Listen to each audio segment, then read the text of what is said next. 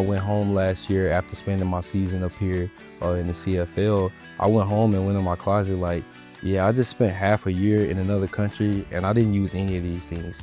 And so I took little like bags out of my kitchen and just stuffed bags full of clothes and just like somebody else can use these things. Like I literally have things in here with tags on it that I've never worn and I'm probably not gonna wear because I'm back and forth. But it's just things like that of just giving to people that need it and understanding that, you know, if you have no use for it or you're not making the most of it, then somebody else can put it to greater use. But it just goes to show that, you know, to have an organization like Goodwill to where people can bring stuff that they no longer have use for, and then people can come in here for a very affordable price and get things that they actually need. And it's just a great thing to give back.